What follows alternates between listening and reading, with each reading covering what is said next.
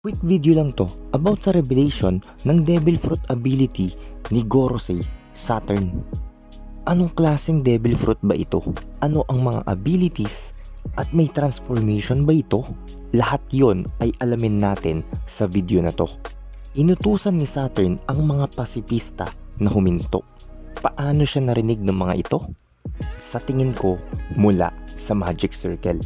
Sa loob ng Egghead Island, may lumabas na magic circle na may star symbol.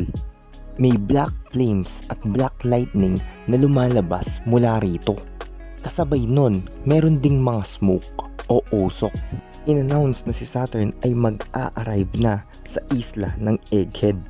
At lahat ng below Commodore level ay hindi dapat tumingin sa kanya directly. Mamaya ay malalaman natin ang dahilan kung bakit.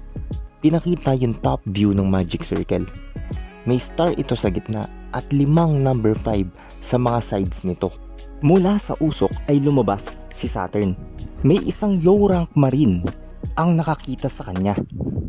Mukhang ginamitan siya ni Saturn ng some form of Conqueror's Haki. At biglang sumabog ang ulo ng marine na ito. Kung legit na dahil sa Haki ito, first time kong makakita ng ganitong klaseng effect ng Conqueror's Haki. Kasi ang usual effect lang nito ay nahihimatay and bumubula yung bibig ng ibang mga naaapektuhan. Pero yung pagsabog ng ulo is something new at hindi pa natin nakikita. Pero posible kaya na effect din ito ng Devil Fruit ni Saturn? Sa ngayon, hindi pa natin alam ang sagot. Next page, pinakita ang full Zoan transformation ni Saturn. Isa siyang Ushi Oni. Mythical creature to sa Japan. Combination siya ng ox at spider. Sobrang forma ng form na ito ni Saturn. May black clouds din siya sa likod tulad ng awakened form ni Kaku at Lut. Ox yung ulo niya, gamit pa rin niya yung tungkod niya, and spider yung body.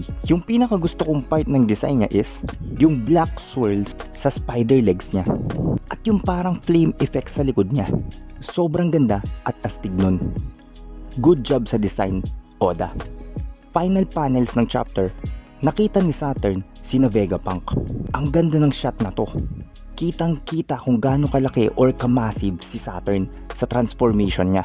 Then, sa last scene, nagka-internal flashback si Bonnie na nag-i-indicate na ang Gorosei ang nag-utos kay Vegapunk para gawing robot si Kuma or alisan siya ng mga emosyon.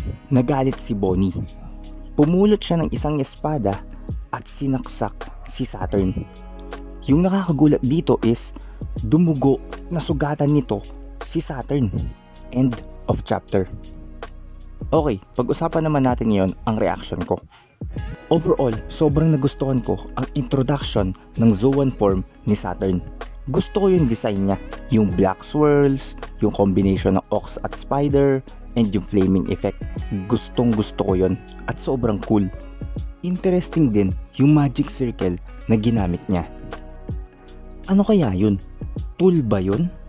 Or ability ba yun ni Saturn?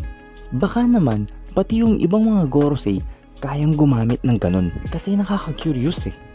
Somehow parang teleportation na rin yun. Or way of teleporting.